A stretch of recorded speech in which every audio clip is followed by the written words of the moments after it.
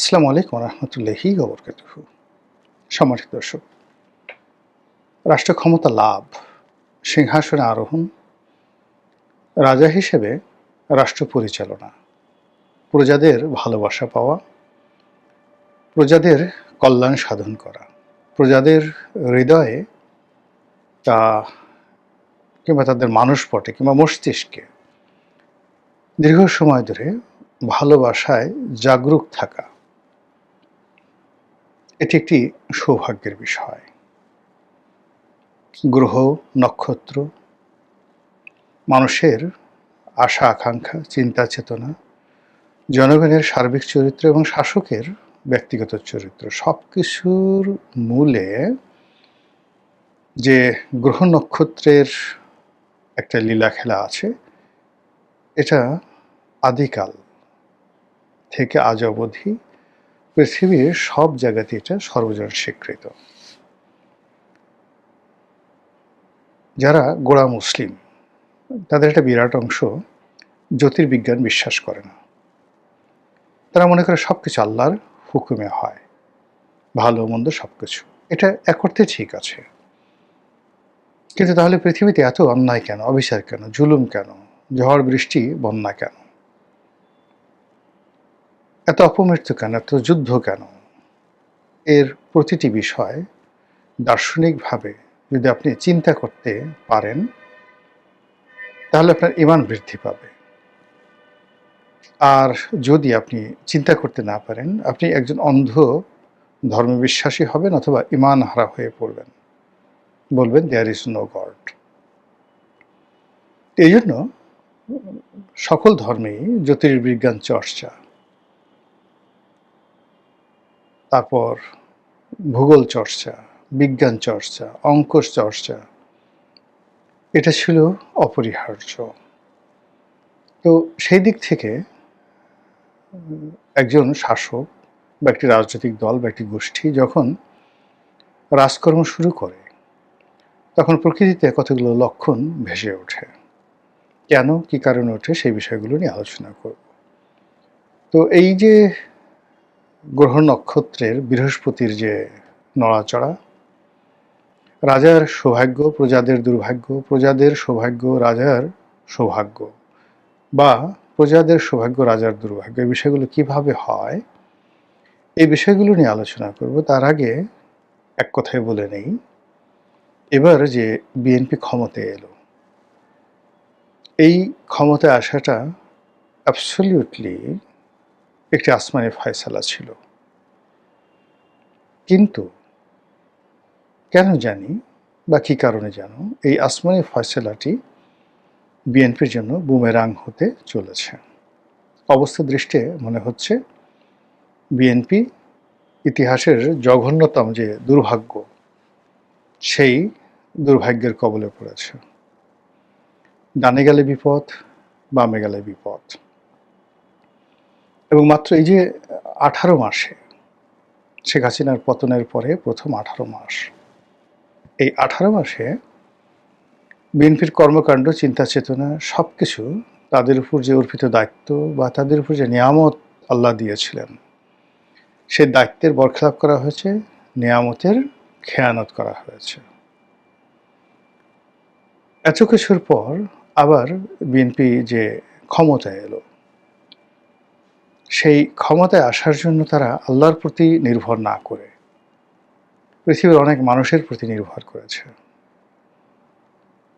তারপর তারা এমন অনেক কাজ করেছে, গোপনে প্রকাশ্যে এমন অনেক কথা বলেছে এবং অনেক বিষয় বিশ্বাস স্থাপন করেছে, যেটি তাদের একেবারে দরকার ছিল না। ফলে মাত্র 1.5 মাসের মধ্যে, 45 দিনের মধ্যে সরকারের সামনে যে সমস্যাগুলো এসেছে, এই সময়ের মধ্যে যে জনরোষ তৈরি হয়েছে, এই সময়ের মধ্যে যে বিরক্তি তৈরি হয়েছে, আর এর সময়ের মধ্যে সরকারের একজন কর্মকর্তা, কর্মচারী, কর্তা ব্যক্তি জনগণের মধ্যে শ্রদ্ধা, ভালোবাসা কিংবা নির্ভরতার বিমূর্ত প্রতীক রূপে আবির্ভূত হননি। আচ্ছা, আপনি বলেন তো, বিএনপির কোন লোকটিকে দেখে আপনার মনে হয় ধার্মিক, ৫ ওয়াক্ত নামাজ কালাম পড়ে, অন্তরের অন্তঃস্থল থেকে আপনি তাকে ভক্তি করেন, শ্রদ্ধা করেন? আচ্ছা বলেন তো, বিএনপির কোন লোকটিকে দেখে মনে হয় যে এই লোকটি অর্থনৈতিকভাবে পরিপূর্ণভাবে সৎ? সে জেনাকার নয়, ব্যভিচারী নয়, তারপর অন্যের হক নষ্ট করে না, নিজে পরিশ্রম করে ২ পয়সা উপার্জন করে এবং সেই পয়সা দিয়ে খাওয়া দাওয়া করে, ডাল হোক ভাত হোক সেটা। বিএনপির কয়জনের ব্যাপারে আপনি সেই সাক্ষ্য দিতে পারবেন? আবার যদি বলা হয় যে আচ্ছা বলেন তো, বিএনপির কে কে চাঁদাবাজি করেছে, কে কে মাস্তানি করেছে, কে কে অন্যের হক নষ্ট করেছে, কে কে রাষ্ট্রের হক নষ্ট করেছে, কে কে চোখে মুখে মিথ্যা কথা বলে, আর কে কে অভিনয় করে, মুনাফিকি করে? আপনি দেখেন তো কয়জনের নাম বলতে পারেন বা কয়জনকে দেখেন? তাহলে বুঝতে পারবেন যে কেন আল্লাহর দেয়া একটি নিয়ামত, আল্লাহর দেয়া একটি সুযোগ, সেটি একটি রাজনৈতিক দলের জন্য দুর্ভাগ্য, দুর্ভোগ এবং দুর্দশায় পরিণত হয়ে গেল।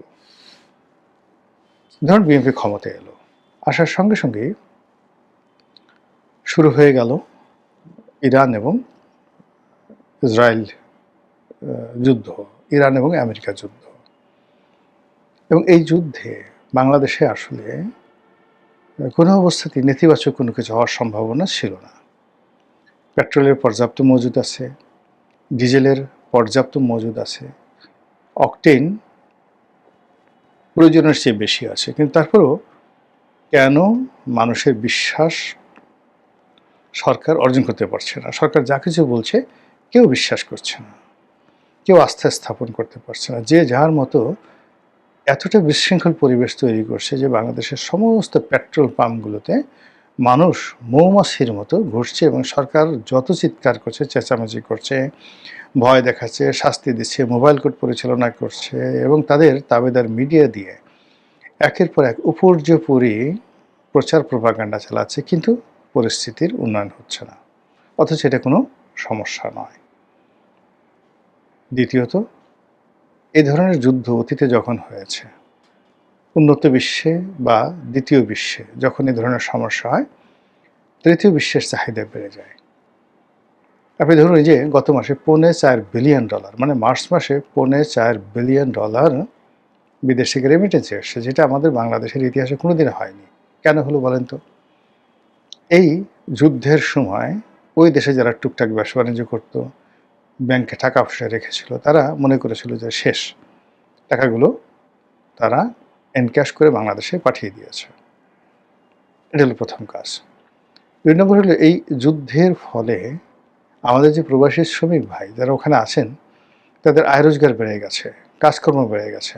মালিকরা যারা ওখানে সেই কফিল, তারা সব কিছু খুব দ্রুত গুছিয়ে আনতে চাচ্ছে। পালাতে হতে পারে, যে কোনো জিনিস করতে পারে, কিয়ামত হয়ে যেতে পারে। এজন্য মানে কোনো কার্পণ্য করছে না কোনো কাজে। বাবা তুমি এই কাজটা শেষ করে দাও, বা এই কাজটা শেষ করো, এই প্রোডাকশনটা শেষ করো, দরকার হলে ১০০ সেই রিয়াল বেশি নাও। এইভাবে কিন্তু তাদের আয় রোজগার বেড়ে যাচ্ছে। আমেরিকার সঙ্গে আমাদের যে বাণিজ্য এই সময়টাতে, সেটাও বেড়ে যাবে, মধ্যপ্রাচ্যে সব কিছু বেড়ে যাবে। কিন্তু তারপর কেন অর্থনৈতিক সংকট থাকবে? তারপর কেন সরকারের যে ব্যবসা বাণিজ্য থেকে শুরু করে সব জায়গাতে গরমিল দেখা দেবে? এটা তো দেখা দেওয়ার কথা নয়।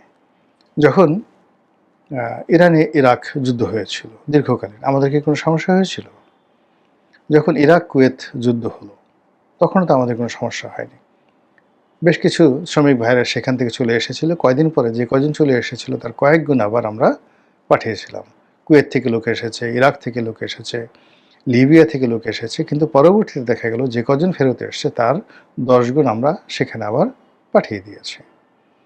এই যুদ্ধ যে পরিণতিটি ডেকে নিয়ে আসছে, সেখানে সংযুক্ত আরব আমিরাতে এখন আমাদের প্রায় 10 লাখ লোক আছে। এটা যদি অবকাঠামোর উন্নয়ন তাদের করতে হয়, বাংলাদেশ থেকে আরও 10 থেকে 20 লাখ লোক নিতে হবে, কাতারে নিতে হবে লোক, সৌদি আরবে লোক নিতে হবে, এবং ইরানে একটা বিরাট সংখ্যক শ্রমশক্তি, যেটা 80-র দশকে ছিল, 90-র দশকে ছিল, এভাবে অন্তত ইরানে ২০ লাখ লোকের কর্মসংস্থান তৈরি হবে। কিন্তু সেটা না হয়ে এখন এই সমাজে কেন এত বিশৃঙ্খলা? এটা হলো প্রশ্ন। আমার কাছে যেটা মনে হচ্ছে যে সরকারের দুর্ভোগ এবং দুর্দশার যে মূল কারণ হলো সরকারের বেশিরভাগ কর্তা ব্যক্তি তারা আল্লাহকে ভুলে গেছেন। এরা সবাই একটা সময় আল্লাহর কাছে আত্মসমর্পণ করত।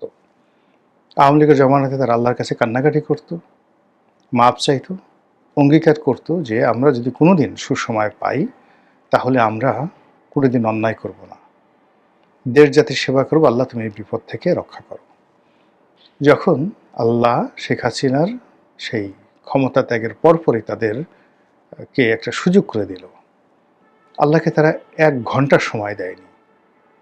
১ ঘন্টার মধ্যে ব্যাংক দখল করেছে, বিমা দখল করেছে, পথ ঘাট মাঠ ময়লার বাজার থেকে শুরু করে সব কিছু, সরকারি অফিস আদালত কোর্ট কাছারি ব্যাংক বিমার বাইরে গিয়ে যে টেলিভিশন কেন্দ্র পত্রিকা অফিস সব জায়গাতে যে যার মতো মানে খাবলে খাবলে টেনে হিসড়ে কামড়িয়ে সব কিছু তারা দখল করেছে। আর এটা দেখে আল্লাহ কি নারাজ হবে না? আল্লাহ বলেছেন পবিত্র কালামে পাকে যে আমি ওদের কান্নাকাটি শুনে যখন তাদেরকে ক্ষমা করে দিই এবং তাদের অশান্তি দূর করে শান্তি দেই, তখন তারা এমন আচরণ করে অবস্থা দেখে মনে হয় তাদের কোনোদিন তাদের কোনো বিপদই ছিল না। এখন আপনি বিএনপির যে নেতাকর্মী তাদের পোশাক দেখেন, হাঁটা দেখেন, চালচলন দেখেন, কোথাও কোনো বিনয় নেই, কৃতজ্ঞতা নেই। অবস্থা দৃষ্টি মনে হচ্ছে যে তারা সারাটা জীবন অতীতে ক্ষমতায় ছিল, এখন আছে এবং আগামী দিনেও ক্ষমতায় থাকবে। ফলে কোনো রকম অংশগ্রহণ ছাড়া, কোনো রকম স্যাক্রিফাইস ছাড়া কেবলই মাত্র তারা আওয়ামী লীগের দ্বারা জুলুম নির্যাতনের শিকার হয়েছে। এই কারণ হলো আওয়ামী লীগ তাদেরকে টার্গেট করেছে যে তাদেরকে মারবে, দোষটা ছিল আওয়ামী লীগের। কিন্তু একটি লড়াই করার জন্য, সংগ্রাম করার জন্য, একটি জাতিকে মুক্তি দেওয়ার জন্য বিএনপি যারা নেতাকর্মী তারা সেই কাজগুলো করেনি আওয়ামী লীগ জমানাতে। কিন্তু তারপরেও পরিস্থিতি এমন একটা জায়গাতে ছিল, আল্লাহ রাব্বুল আলামিন তাদেরকে যে সুযোগ দিয়েছে সেই সুযোগ তারা পেয়েছে। কিন্তু সেই সুযোগ পাওয়ার পর যে আনুগত্য দেখানো দরকার, যে কৃতজ্ঞতা প্রকাশ করা দরকার আল্লাহর প্রতি এবং আল্লাহর বান্দাদের প্রতি এবং আল্লাহর যে সকল সাহায্যকারী শক্তি রয়েছে যারা বিএনপিকে সাহায্য করেছে তাদের প্রতি তাদের যে কৃতজ্ঞতা থাকা দরকার, এটা তারা দেখাচ্ছে না। ২ নম্বর হলো যে অনেকগুলো সমস্যা, ছোট ছোট সমস্যা, কিন্তু অযোগ্য লোকদের কারণে, অথর্ব লোকদের কারণে, যাদের সঙ্গে রাজনীতির সম্পর্ক নেই, যাদের সঙ্গে দেশের সম্পর্ক নেই, যাদের সঙ্গে বিএনপির সম্পর্ক নেই, কেবলই মাত্র কেউ হয়তো কারো আত্মীয়, কেউ হয়তো কারো পছন্দের, কেউ হয়তো কারো আত্মীয় কিংবা কোনো কারণ নেই, এমনি দেখা গেল যে আমার শত্রু গণেশ, তো গণেশের শত্রু পরেশকে আমি মন্ত্রী বানাইলাম গণেশকে শিক্ষা দেওয়ার জন্য। এইভাবে এই যে ১.৫ মাসে এই সরকারের গুরুত্বপূর্ণ পদ পদবিতে এইরকম পরেশ, এরকম গণেশ যে সিনড্রোম, সেই সিনড্রোমের অধীনে বহু মানুষ এখানে নিয়োগ লাভ করেছেন। ফলে সরকারি কাজকর্মে কোনো গতিশীলতা আসেনি। এখানে যে সকল বড় বড় পদ পদবিতে